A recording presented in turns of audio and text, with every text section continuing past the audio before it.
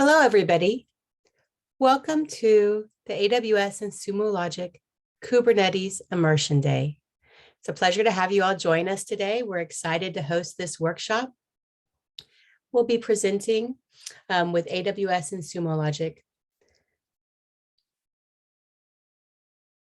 So let's get started.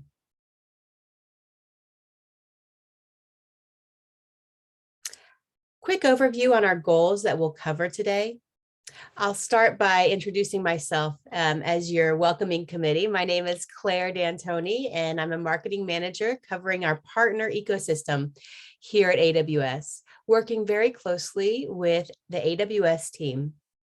The goal of today's AWS Immersion Day workshop is to provide customizable experiences for this group to discover and learn. It helps our prospects and customers dive into the services and solutions and where AWS and Sumo Logic join. We are going to allow some serious hands-on time and guidance from the solution architects and trainers that are joining us today and covering particular use cases, open to questions, and really what we call hands-on keyboard approach to learning as we dive into Kubernetes. Today, we welcome you all. We're going to provide a very quick introduction of AWS and Sumo Logic. AWS team is going to help us have with a Kubernetes overview. So from their perspective, from the AWS group, we'll take a look at the Kubernetes. Then they'll turn it over to the Sumo Logic, where our training team will dive into a hands-on lab covering Kubernetes. We'll have a chance to ask some questions as we've learned as a group, wrap up the day, and then there'll be an event survey available for you in the chat. At the end of today's session, there'll be an opportunity to, if you participate in the webinar and complete the workshop, participants will receive an email in about 10 business days with an AWS credit, voucher for 100 AWS credits. And we are excited to share that with you as a way to continue the work in the AWS environment. So we are excited to welcome you all, and let's talk about today's speakers. Joining us from the Sumo Logic team is Josh Brytham, and he is going to be managing the Kubernetes workshop. The recording of this session, it's quick, I saw a question come up in the chat, and we are in a workshop mode, so I'm happy to answer questions along the way. Yes, the presentation recording will be shared. So Josh is joined today by Vinay Maddy at AWS. Vinay is going to dive into the AWS Kubernetes overview.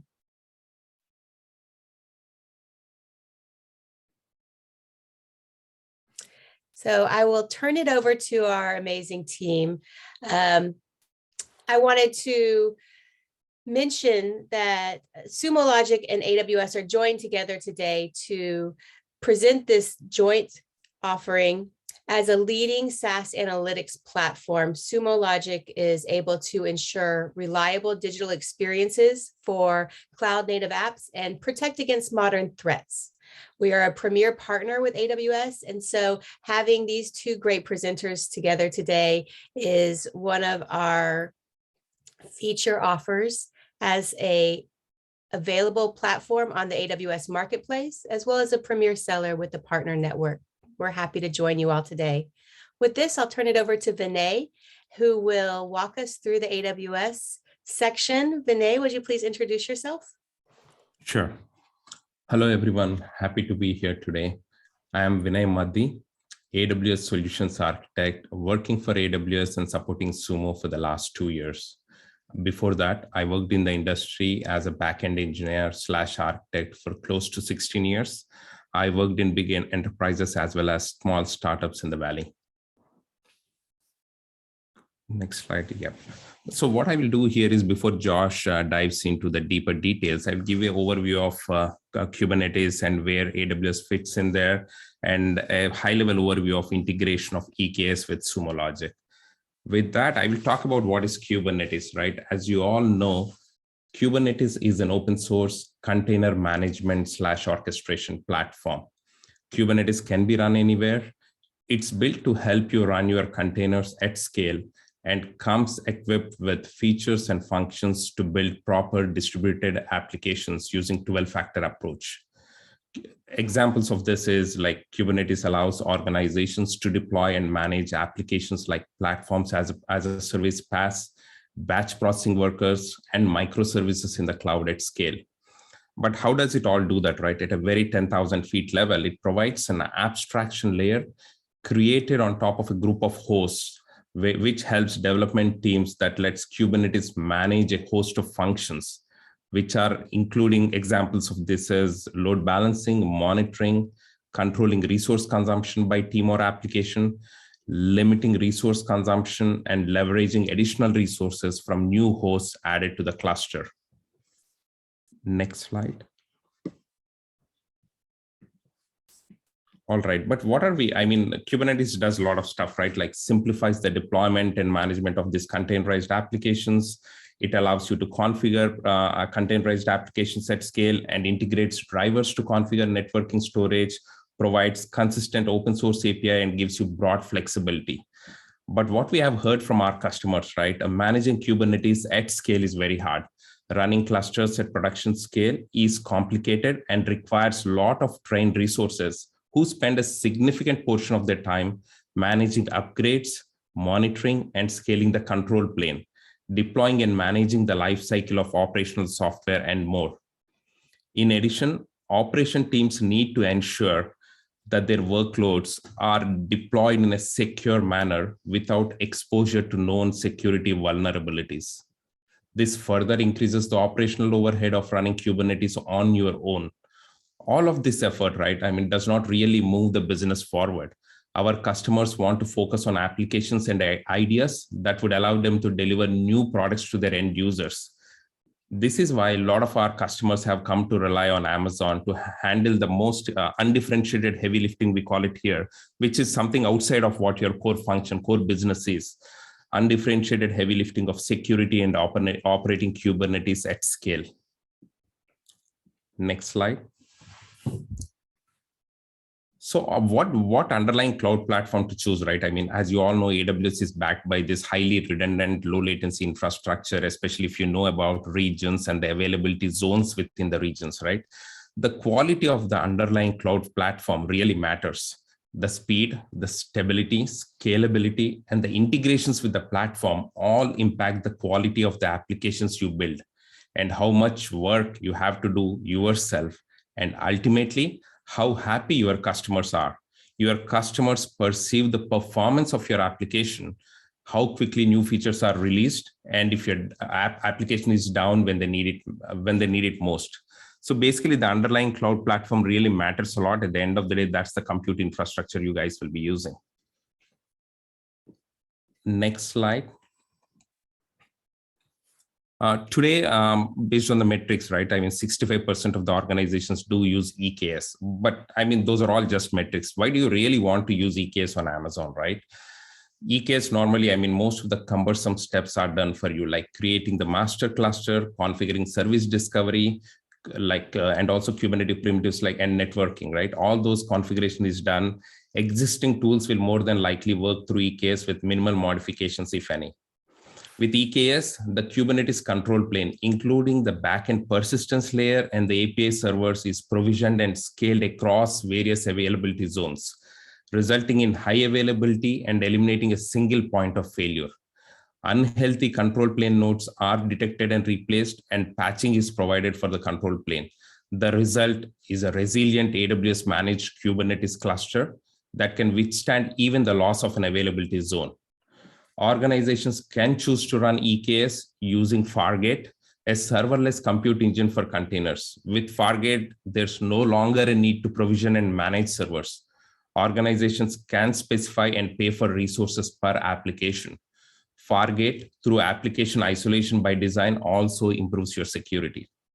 And of course, as part of AWS landscape, right? I mean, EKS is integrated with various AWS services, making it easy for organizations to scale and secure applications seamlessly.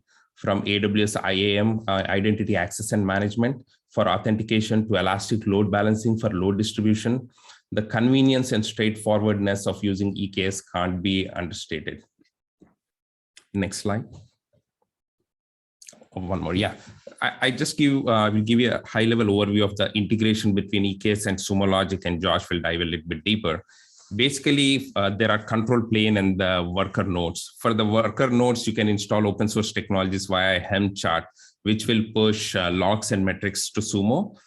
And for the control plane, Amazon EKS provides audit and diagnostic logs directly from the EKS control plane to CloudWatch logs in your account. These logs are forwarded to Sumo Logic using a Lambda function. And setting up this is much more simpler. We have a quick start as well to set this up. And then finally, you can also configure Sumo Logic app for Amazon EKS that can be installed and alerts can be configured. Josh will go a little bit deeper in his presentation. With that said, thanks a lot. I will be here to answer any of your questions. Over to you, Josh. Great, thanks, Vinay. So welcome, everybody. Now I'm going to be speaking for a little bit. And my name is Josh Brothheim. I am a training manager at Sumo Logic. Been with Sumo for almost 5 years now. Like Vinay, kind of worked through the Valley and through the tech system, spent about 5 years at Google, and now I'm at Sumo and want to show you what we have to offer. So what I'm going to be doing today is doing a little bit of explanation, a little bit of slides, but then we're going to get into some labs. We're going to get into some hands-on exercises where we'll give you some credentials and you'll actually get to play with the system, and we'll look at stuff. Now, what stuff are we going to be looking at? Well, we're focusing on today observability. So let's dive into this. So I wanted to first describe or define monitoring versus observability. Most people equate them to be the same thing, and they're similar, of course, but they're a little bit different. So I wanted to just kind of terminology set here, I guess. And so when we're talking about observability, when we're talking about monitoring, what we're talking about is digging deeper and not just seeing when something goes wrong, but understanding what's causing it, what areas it's impacting, and how can we correct it before it impacts more customers, more parts of the application, and resolve the issue. So how are they different? Monitoring is about telling you the state of a system by looking at the parts that have been configured to be monitored. If a part of the system isn't monitored and hasn't been configured to be monitored, then we have no idea what's happening there. And knowing something wrong is quite important. Now, observability is going to take that deeper by bringing together logs, metrics, traces. Some of that we'll look at today, some of that we won't. We're going to be able to get a broader view and a deeper context. So with observability, we go from not just knowing something is wrong, but being able to find out why. And that's fairly obviously important, of course. Now, what I'm trying to show here is the idea of, on the left-hand side of the screen, we have the workflow that we encourage and utilize for observability.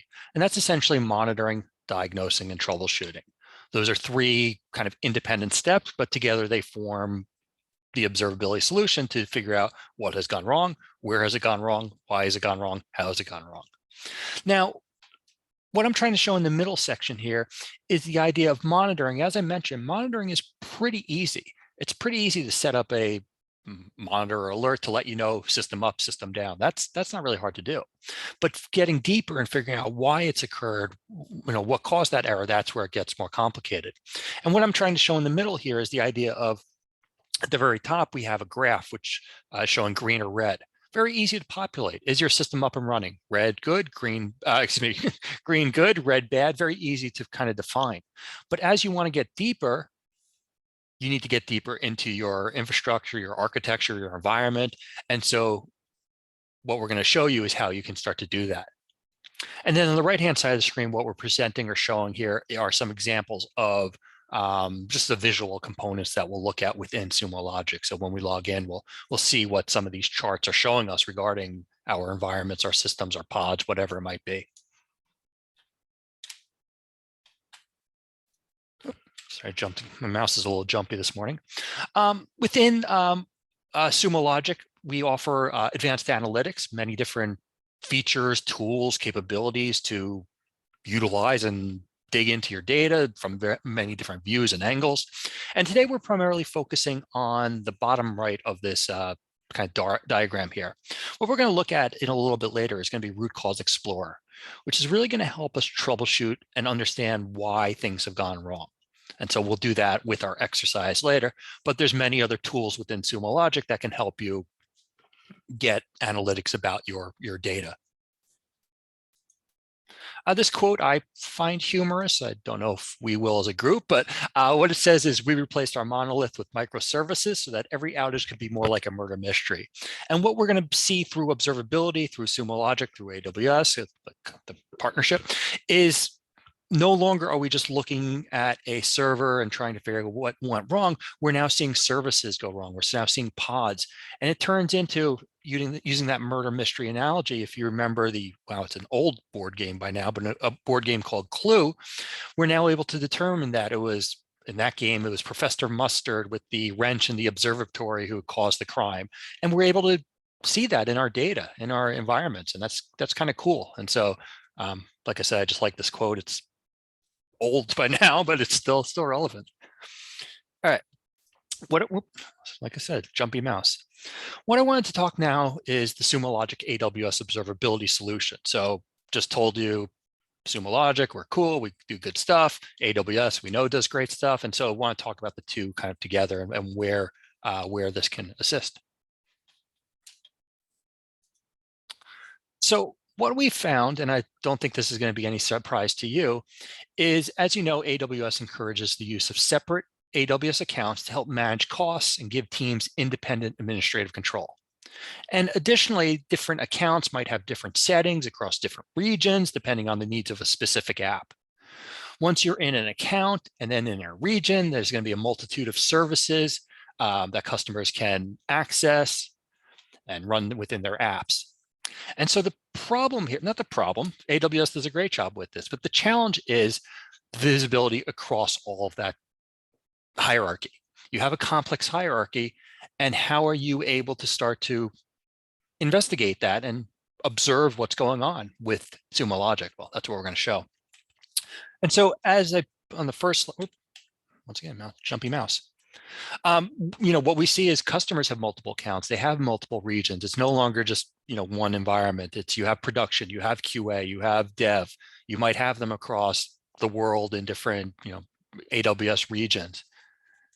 And then, as described, you've seen these lists of services that AWS offers, which is great. It's also quite overwhelming. There's a lot of things you can do. And so what we want to show you now, or get you to see shortly, is that within Sumo Logic. And so, as described, that troubleshooting can start to be complex. You have complicated dependencies, and so there can be data silos and in AWS. And so you've seen, of course, these charts on the right. We all know what the instances looks like, but there's a lot going on. What we want to show you here is, through Sumo Logic, we can go ahead and take that complexity and chaos and turn it into clarity and root cause, where essentially we're taking all the great things that AWS offers and just providing a better view of it, if you will.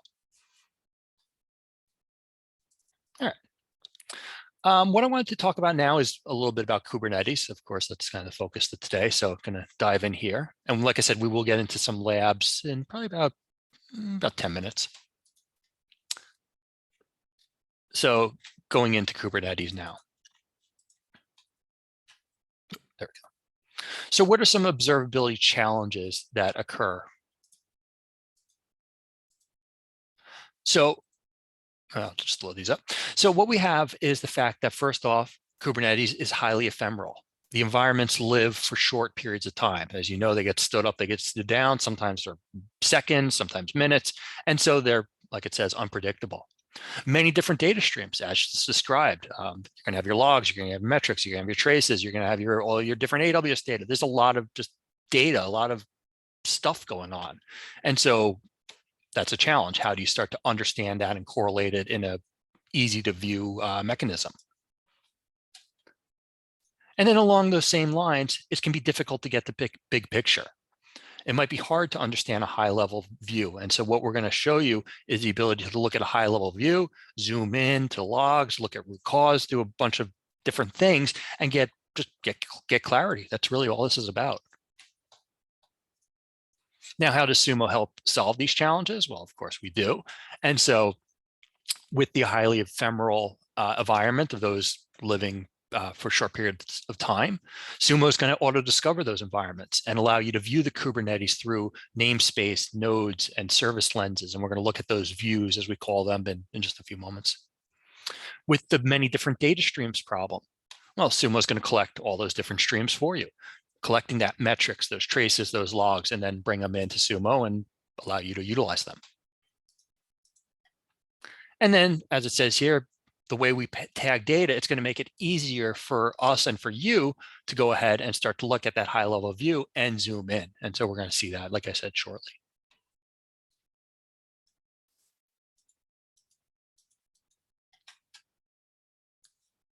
All right. So this next, come on, there we go. So what we're showing here and what we just kind of want you to think about is, where are you deploying your Kubernetes apps today? How are you managing that infrastructure for your app? Do you collect the logs from your infrastructure? If so, how do you manage them? Do you have visibility into those or all of those entity dependencies? How much time do you spend monitoring, administering your monitoring tools? How many tools do you use on a daily basis? Is problem resolution slower than you would like? What do you think causes these slowdowns? How much time do you spend reconfiguring your tools when you do a new deployment? Just all, I know that's a lot of different questions, but just a lot of things we want you to kind of think about in regards to this. So you may be using many of the tools on the screen. You're probably using more than that, but you know, this is a good sampling certainly of what's commonly out there. Now, the next slide I wanted to talk about, Vinay actually kicked off there, was about the Kubernetes data pipeline. And for this example, or not really example, but this description here, imagine we have an app. And in this case, we're going to call that app Travel Logic. And so it's an app, people can go and book hotels, airfare, things like that. And so the app is collecting lots of data, lots of metadata from our customers, the activities that they're doing on the site. This is all being collected. The app is containerized and runs inside Kubernetes, so all our data is going to live inside that Kubernetes cluster. But when you're working with Kubernetes, you might have another set of data and metadata to work with. Your source for all this data is Kubernetes itself, which is going to generate logs, events, metrics, security information. And each of these types of data from your app and from Kubernetes itself must be brought into Sumo Logic through various collectors. And that's what we're showing kind of in the middle of the screen with these collections. So based on what you want to bring in, there is an appropriate collection or collector or collection method. So for example, Falco, that's going to be used to bring in security data. Fluent Bit is used to bring in log data. Prometheus is handling the metrics. And last one, of course, Fluent D handles those events. What else on here? The Kubernetes source on the left is going to generate the data. It's going to be collected by the collectors in the center. And then the data is going to be brought into that centralized Fluentd pipeline.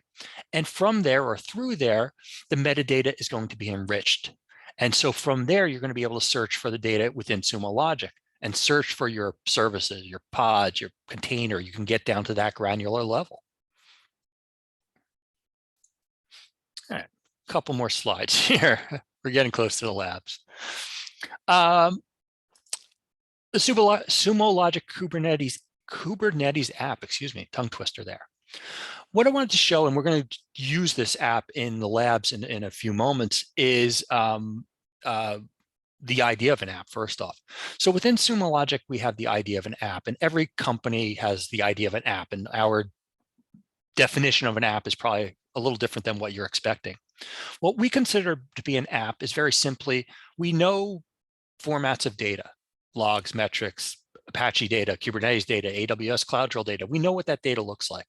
And what we have Sumo have done is very simply, probably an employee of Sumo, has created queries, has created searches, dashboards, and other things that you're seeing on the screen, pre-built dashboards, these namespace views, all this helpful overlay that can go on top of our Kubernetes data to give us great and simple insight into that. And so we're going to look at that Kubernetes app in just a few moments, but I wanted to highlight it because we're going to use it and just show you, some of the important aspects of it. But when we dig into it, that's really going to, of course, drive it home. There are other apps that work alongside the Kubernetes apps. So there's control plane apps, and these, like I said, all run alongside it.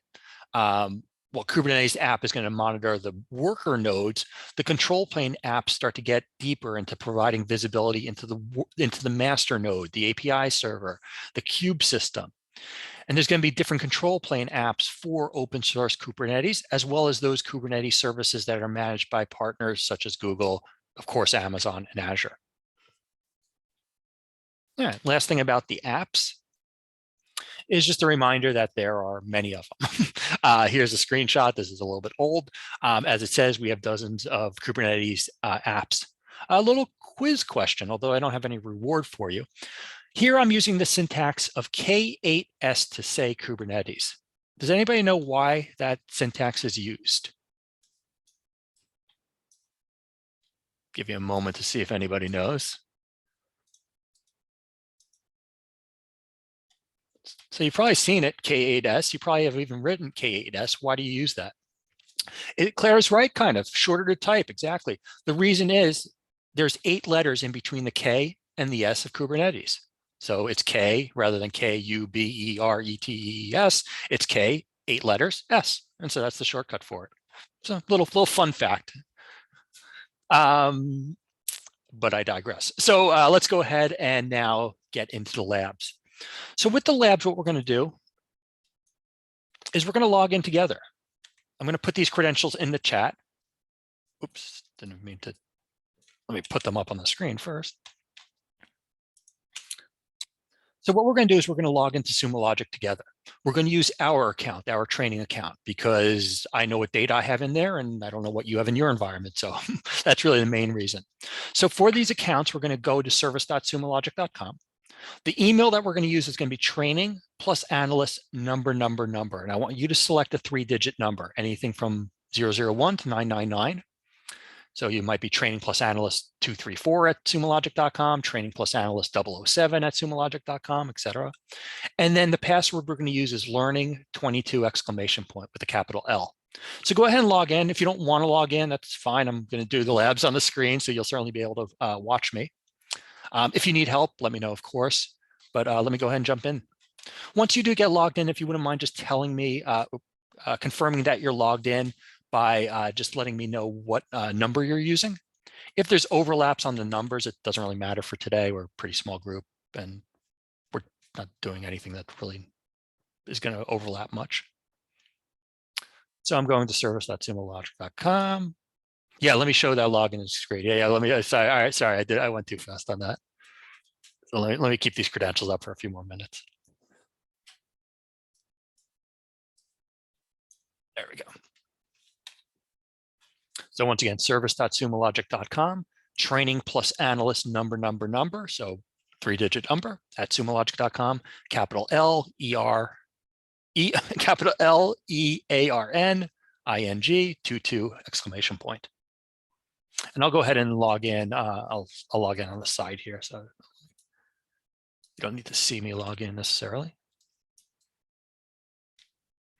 And once you get logged in, I'm going to ask that you wait for me, but I'm not going to expect it. So if you want to go ahead and start clicking around, feel free to. You now have access to Sumo Logic. Go ahead, check it out.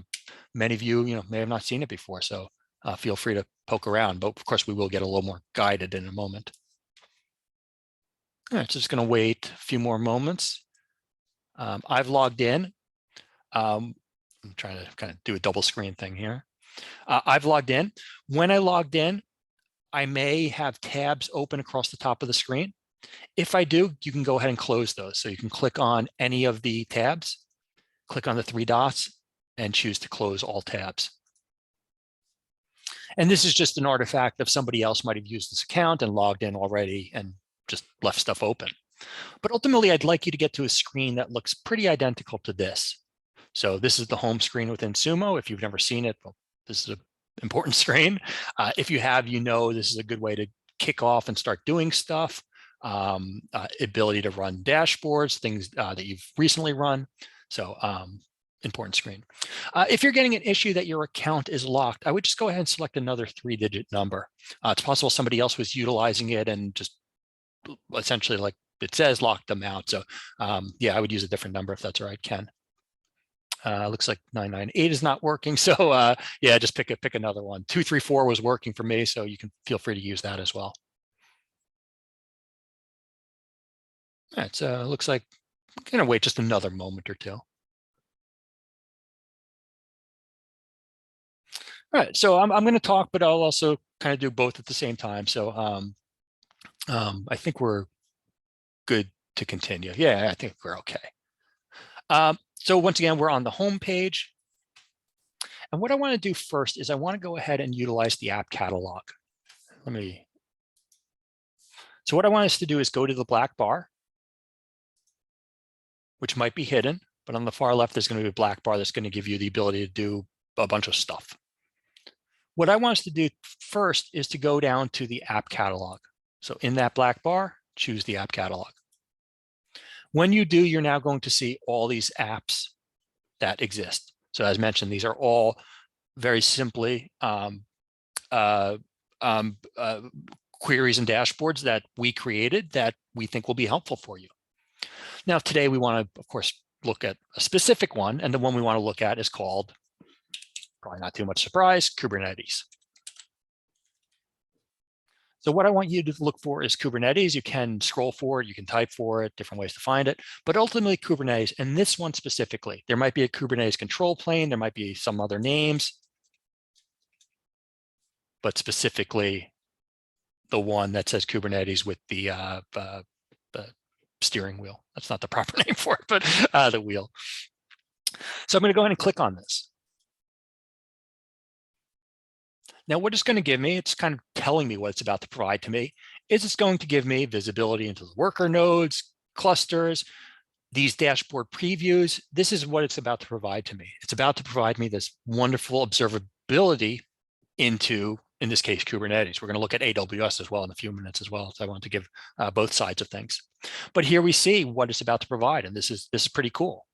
Now, what we want to do is get that. So that's what we wanted to do for the next steps. What we want to do here is we want to click Add to Library. So we went to the app catalog, we went to the Kubernetes app specifically, and now we're adding it to the library. For the app name, I'm going to encourage you just for today to add your initials, because if somebody else is using the same account as you, there would be a conflict if you're both trying to save it with the same name. So just in case, we'll do that. I'll also add my numbers, just to, once again, just to make it more secure. Not secure, more specific. All right, what I want to do next here is select the sources. Basically, I want to tell the system where my data is. I've already ingested this Kubernetes data. We don't really talk about that too specifically. I take that back. We showed the slide, even Vinay talked about the ingestion of the data, but that's about all. We're not actually going to ingest data right now. So we're going to assume the data is already there. What we want to do now is we want to tell the system where the data is. And I'm going to do it a very simple way. I could get very specific, but what I'm going to do is I'm going to say the Falco data is in star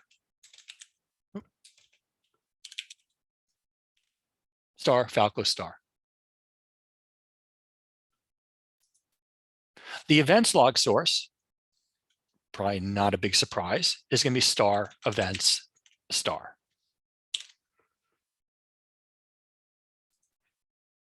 So what I'd like for your screen to look like is exactly like mine does. The app name,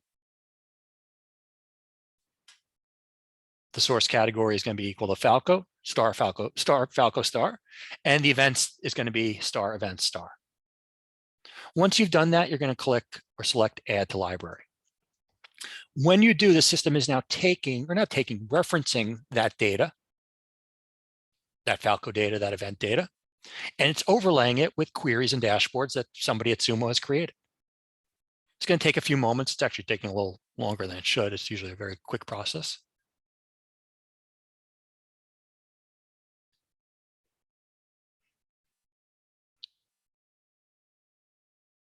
Because yeah, so normally it's a lot faster than that even. And what it should now provide to me, and you as well, is the ability for you to go ahead and start to view these dashboards. So go ahead and start to click on these. I'm going to go ahead and make sure we're all caught up, because I think I just want to make sure we're all together. So as a reminder, what we were doing is we were going to the app catalog, which is under the black bar. We were going to the app catalog specifically and finding Kubernetes. And then we were going ahead and for the source categories, we were doing star Falco, star, and then star events, star.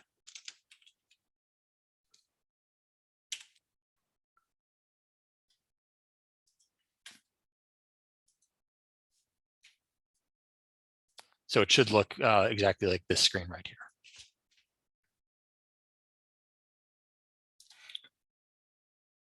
Once we've done that, now we get our dashboard. And now, like I said, just go ahead and click on one. Probably the best one to click on is, let's start with the cluster overview.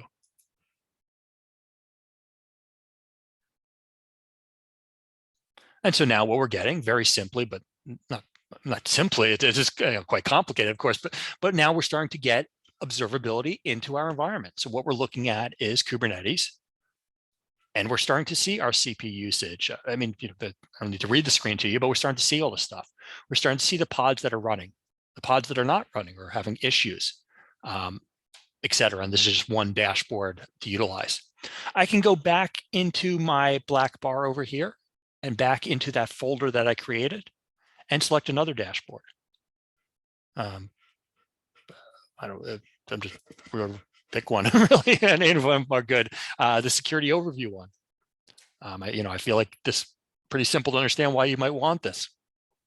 So what we're seeing is a security overview that's been created. It's taking advantage of the Falco data, which we referenced in or pointed to for the last 30 minutes. And we're starting to see critical alerts over the last 30 minutes, errors, rules that have been triggered, et cetera, all valuable stuff.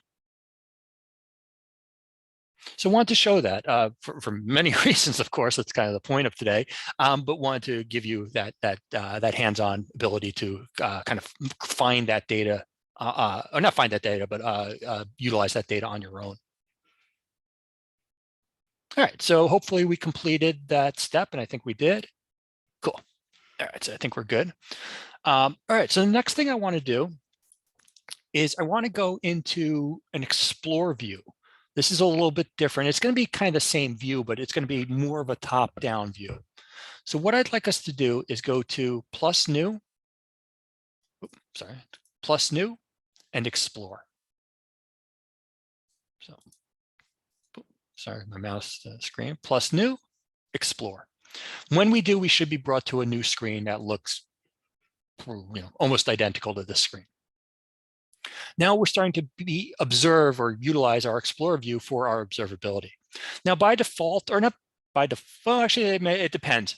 You might be in Explorer by AWS Observability. That's not what we want to show right now. We will actually look at this in a few moments because I do want to use it for one of our exercises.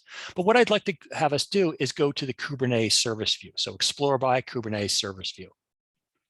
And what this is going to show us is that top-down view. We have our different clusters here, so our different environments. By default, it might have selected app components. Actually, it will just because it's on the top. If you go to prado1.travellogic.info, there's going to be data in there, so that's going to be just more illustrative. But what we're seeing here is the Kubernetes data. We have the ability up here to modify the dashboards. If by default you were put to the Kubernetes API server, you're probably not having a good time because there's no data for that. So go ahead and select really any of the other ones. Really any of the other ones other than an API server. Cluster overview, cluster explorer. Just once again, just more insight. Now, on the left-hand side of the screen, we have this navigation to start to dig deeper into our environments. So we're looking at a cluster level, but we can go down to a namespace level. We can go even deeper to the service level. We can go even deeper to the pod level. One more step, the container level. So we can really start to get very granular and very specific of what we want to look at and what's interesting to us.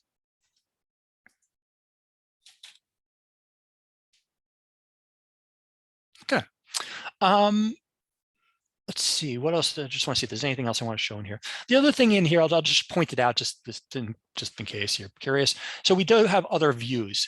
The service view is going to look at things at, the service view is going to look at the cluster. We can look at things by the namespace. We just have different options here. But for right now, service view, I think, is just helpful to give the illustrative picture of what is occurring. And not for app components using prod 01 travel logic. All right, cool. So good. We did that step. What I want to do now is I want to show, let me think, I'm just thinking if I want to show this first or I want to do this first. I want to show this first. Now let me show it first. Sorry, a little indecisive.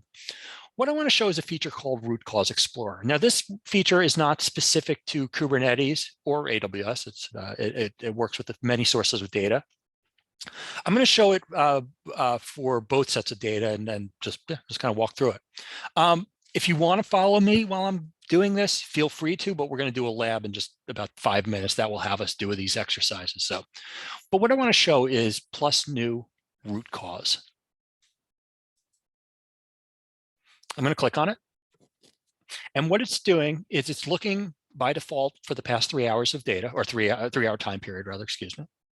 And it's now looking for or at events of interest, or EOIs, as we call them. And what these EOIs are very simply the system letting us know something is kind of weird or an anomaly. Not necessarily bad, although usually is, but something is weird. We see here on this x-axis time. So if my 3-hour period starts here and ends over here. On the y-axis, I see drift, as we call it. And what drift is essentially is, once again, that deviation from the norm. Things lower down on the y-axis are more normal or less abnormal. Where higher up, they're more abnormal. So we're starting to get a view of this, the system doing this for us. As you notice, I didn't click anything. I just opened this up, and right away, I'm starting to get insight for the last 3 hours. The system is also categorizing things for me. It's putting them into various golden signals, as are referred to by Google. It's a Google thing, the golden signals. But what it's doing is essentially grouping these together. It's finding or figuring out which are errors, which are latencies. And what we're going to be able to start to do, or can do right now, is start to see some correlation. So this stuff was happening here before this stuff was happening. Is it related? Is it not? Well, that's what we're going to kind of investigate. Down here on the counts by time, we see essentially the same graph as we do up above, just a different view of it. It really is kind of top down. So similar, but different. Now up on top here, we can start to add filters. And we can add filters based on, well, based on whatever we want to filter for. We can specifically say, do we want to utilize our AWS data here or not? Do we want to use our Kubernetes data here or not? Do we want to use some application service data, which I don't think I have any in here? We can start to use these filters to filter what we want to look for. So for example, in the Kubernetes cluster, we have a few different examples here. This is a training environment, so we have different training examples. If we want to just look at, I'm going to cross my fingers that there's good data in here, the mobile banking prod 5 cluster, we now see these things.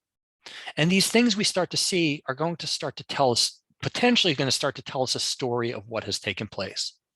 Because what we see here, and this might not be the best example, we're going to look at a better one in a moment, but essentially what I see here is red, meaning an error. So that's right away, that's not good, of course. I visually see when I mouse over it, these statistics. If I click on it, being the item here, I get some information over here. So what I'm now seeing here is this deployment error is related to the mobile banking app. The metric it's specifically related to is the deployment of terminated pods related to out of memory killed. So these are being killed because of memory usage, essentially. And what I see at the top here is a graph. It's a very simple graph, but it's a good graph. What this is showing me is for the last 3 hours, how many of these errors, these termination errors essentially did I have? How many yesterday during the same period, time period did I have? And how many a week ago during the same period did I have? What I'm seeing here in this part of the graph is that I had errors. They're normal. Having 1 or 2 errors, perfectly normal. I had them this morning, I had them yesterday, I had them a week ago. But what is abnormal is this period around 7 o'clock, 7:15, 7:30, where I see a spike representing a bunch of these happened today, but did not happen yesterday, did not happen 7 days ago. And so this is starting to tell me, hey, this is weird. This is an anomaly. You don't normally have these errors. Why are these occurring? And that's where we can start to dig deeper. All right, so hopefully we're all together. I think we are. Let me go ahead and back to the slide just to set the narrative, and we're going to go ahead and use Root Cause Explorer now. Now, for this Root Cause Explorer example, we are actually going to use AWS data for a few reasons. One, it just tells this story a little bit better of the Root Cause Explorer. So we're taking a little bit of a tangent switch and going to use some AWS data. But what we want you to do, or envision you're doing right now, is the fact that you are now part of our company called TravelLogic. So you've been hired for a few, maybe about 20 minutes for TravelLogic. Now we're going to be putting you to work on your first day at TravelLogic. You've been hired as a DevOps specialist, so hopefully you know about this stuff. And the stuff we want you to know about today is, once again, a little more AWS architecture based, but the AWS services regarding or related to ELB, the application load balancer, the host EC2, and the DynamoDB. And what you're told on your first day is that end users are experiencing an outage and they're getting 500 errors, specifically in the US East 1 area in the last 24 hours. So being a DevOps specialist, your job for today is to help figure out what has gone wrong and possibly how to resolve it, which is probably more important. So how are we going to do this? What tools are we going to use to start to figure out what's gone wrong using Sumo logic? So as you should be, and let me get you back here. So what I want us to do is I want us to go ahead and go to plus new and go to explore.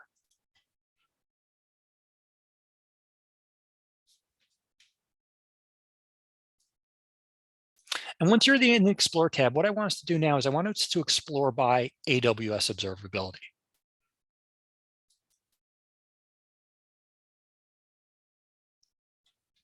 So you should be in a new Explore window. You should have Explore by AWS observability selected, and you should have these different accounts listed here. Now, remember I said we were concerned about production or prod for today, so we're going to select the prod account. We are concerned specifically about US East 1. US East 2 is somebody else's responsibility. I don't really care about it, so I just want to look at US East 1.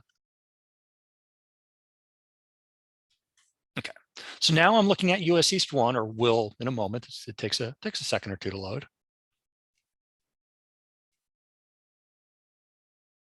There it goes. So now it's loaded. So now, before I get to the specific example, what I see in here is for US East 1, I see all this great data. I see a map of incoming activity locations. Certainly from a security standpoint, this might be helpful. I see resource activities, what are being used over the last 24 hours, how they're being used, creation, deletion, updates, etc. I see, and remember I wanted to address that or not to address it, but point it out, is I see some ALB, ELB errors here. This is red and these are yellow. So red is usually bad. If I keep scrolling down, I see other stuff. Now, what I want to do is focus specifically on, not DynamoDB, on application ELB. So I'd like you to select application ELB because that's your focus area. And what I want you to notice when you select that area are the 500 error codes. And as just mentioned, the yellows are, the green would be preferred, but yellow is okay, but red is bad. And so I see some red here. If I scroll down even further, I want you to get to this chart right here that says 5xx by load balancer. So it's showing us the 500 errors by load balancer. And what I want you to notice about this is the fact that it's peaked twice. So once again, over the last 24 hours, the amount of 500 errors have occurred. There's been 500 errors. We're not going to say there aren't any, but it's been fairly low. But what we're seeing at about 6 p.m., 5:30 p.m. local time, and 5:30 a.m. local time, we're seeing spikes for these 500 errors. The one I particularly want to focus on is the one that was most recent, so the one that occurred about 5 a.m. So that now what I'm seeing is, as mentioned, at 5 a.m. or so, there was a spike in 500 errors. Okay, that's not good, obviously. I need to do something about it. What do I do about it? Well, I probably need a little more information. I think I need to figure out what is causing those. And that's where I want to use, or now want to utilize, Root Cause Explorer. So what I want to do is I want to go back to Root Cause Explorer. I'm going to open a new one.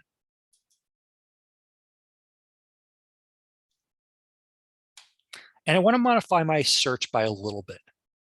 Unfortunately, the issue happened at 5 a.m. That's what I was pointing out, is I want us to look at 5 a.m. And by default, the system is going to look at the last 3 hours, and 5 a.m., at least locally, is more than that. So what I want us to do is go to this -3H, click on it, and select the last 6 hours. And that will just give us a better scope.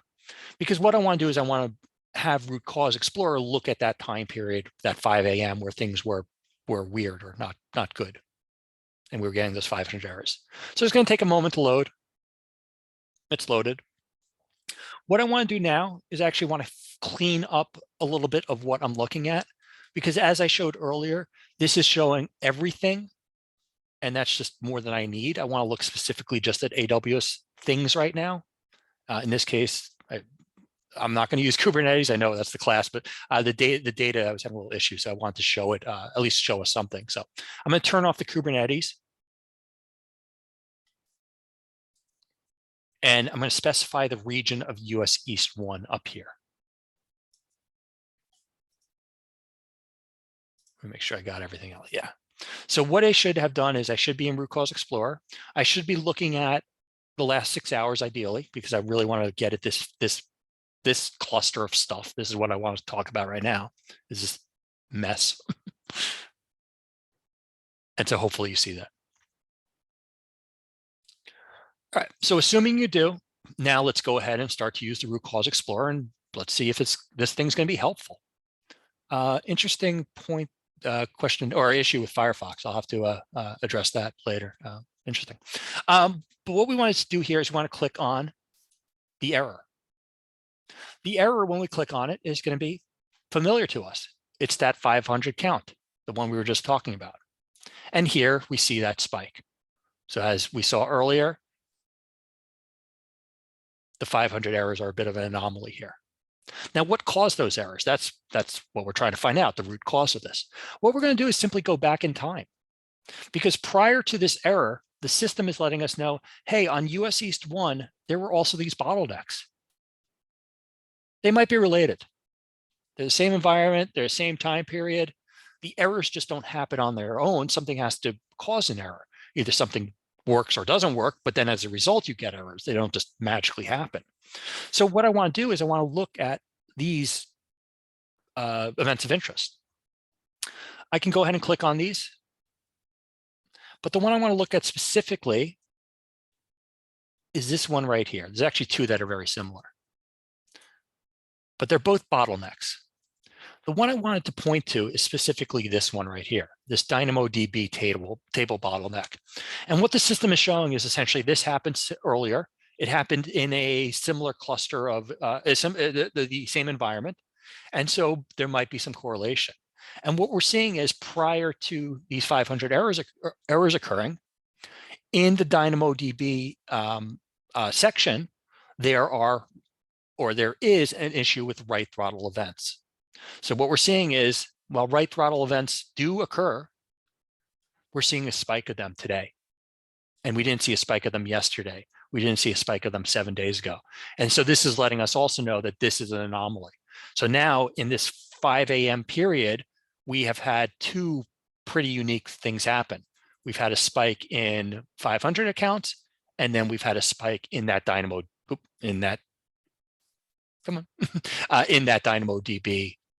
bottleneck. Now, what we could do,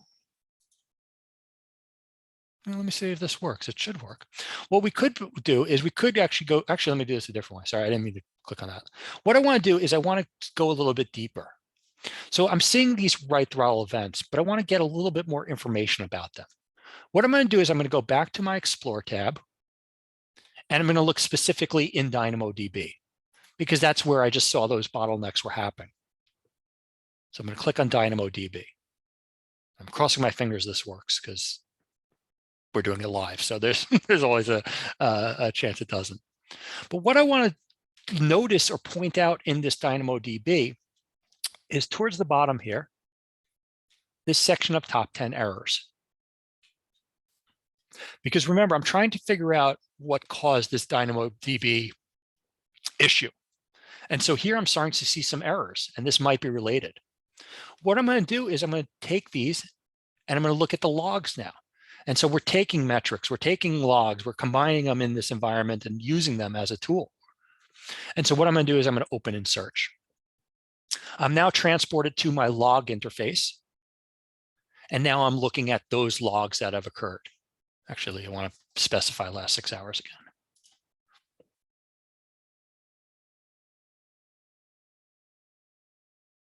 Now, what I see here is an issue of what happened.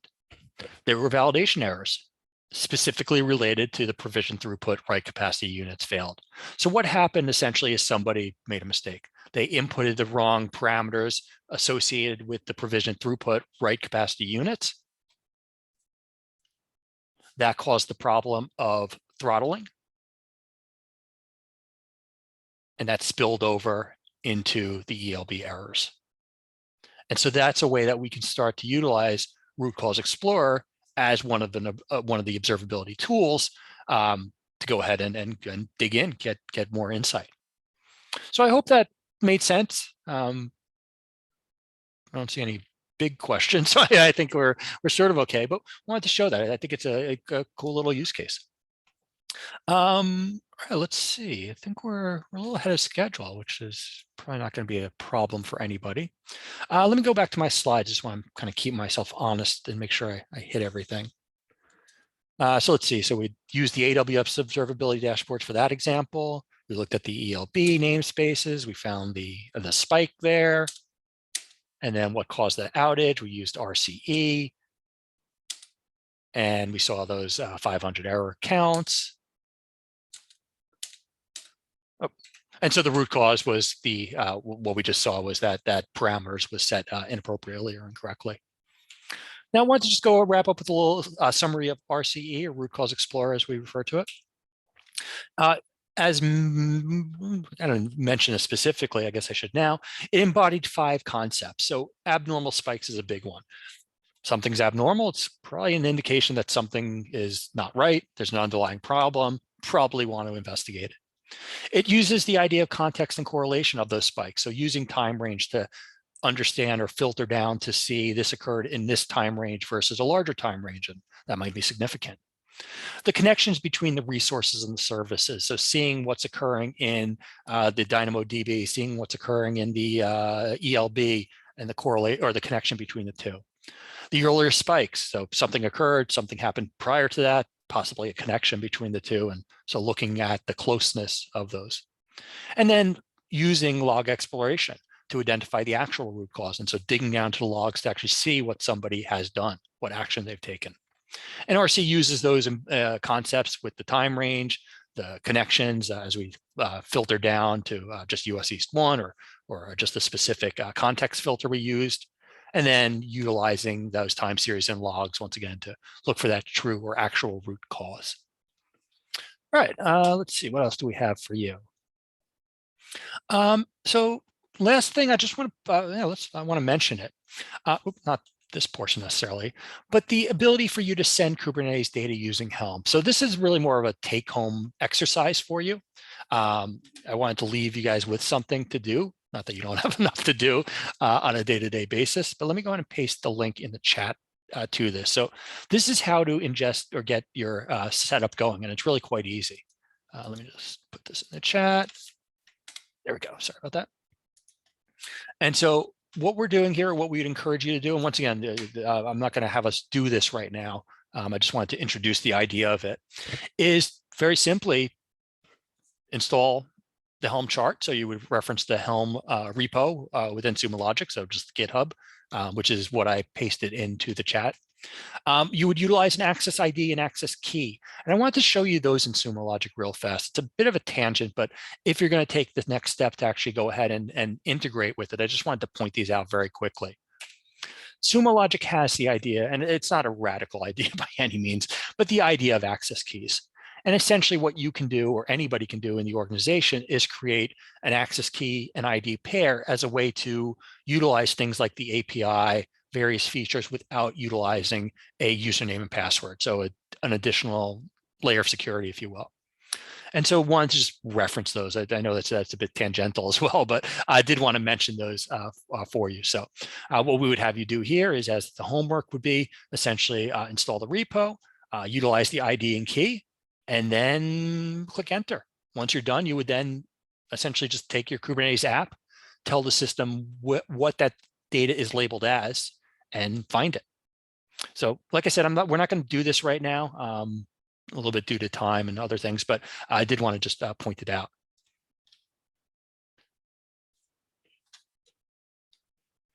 All right.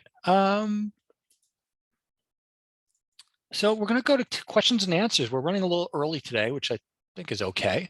But any questions you have about Kubernetes, about AWS, Sumo Logic, relationship between them? I know we threw a lot of different things at you, but I certainly want to leave the time for Q&A.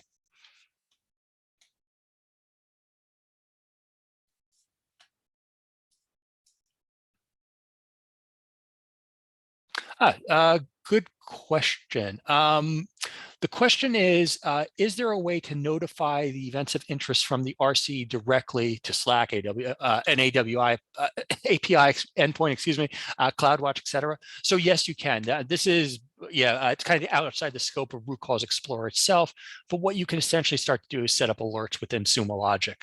And so, I don't want to go too deep down this rabbit hole, but essentially we can start to set up a monitor and have it start to look for outliers, look for unique events using things like the outlier model that will let us know when things are anomalous. And then we can go ahead and start to set up connections. Where are they? There it is, connection type. And so then we can start to use things like email, Slack, et cetera. Microsoft Teams, I guess we've been playing with a lot. And any other communication property. So yeah, a little outside the scope for the this conversation, but it's certainly available. Good question though. And as a reminder, I guess just always a reminder with I should just point you to the help article. Let me just point this out. I should have referenced this earlier. Our documentation, if you haven't used it before, is very good. I'm quite proud of our documentation, so that's why I'm pointing it to it. Although it's being a little sluggish to get there, but that's just my luck of the morning. So I'll put this in the chat, and you can go take a look at that later.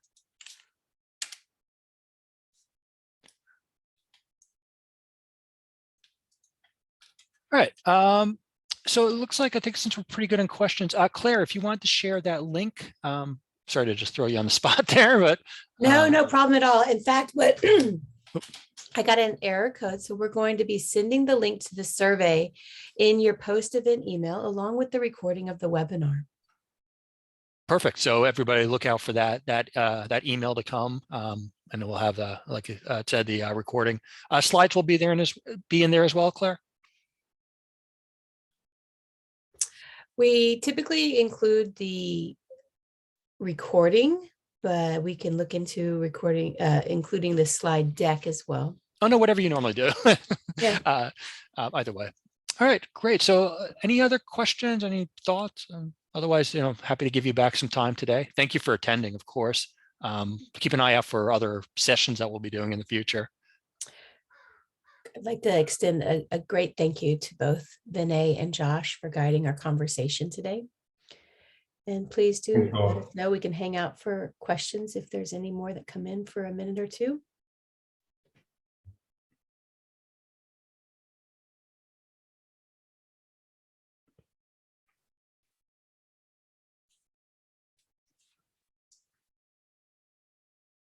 Lots of compliments in the chat, Josh. Oh yeah, no, I'm seeing them. It's nice to see. Thank you everybody for your feedback. Let's see, we've got one question in the Q&A bucket. Thanks all. Yeah, okay. Just so another housekeeping item. I'm happy to, if you had a different email you'd like something sent to, I'm happy to pull that in from this chat and then add it to your registration information. And those that stayed with us through the participated in today's workshop will receive the credit voucher. So you can work with AWS. That voucher is good. It's an individually coded voucher specific to your email and yourself. And so we encourage you to go forward with either a Sumo Logic trial through Marketplace and using your voucher to extend that to redeem it for anything that will benefit your AWS development and work. And Robert noted, Josh, that there's an error message on the RCE documentation. Yes, thank you. I'm going to bring that higher up. That's not normal. That's quite abnormal for us. So I do apologize. I'll see what's going on.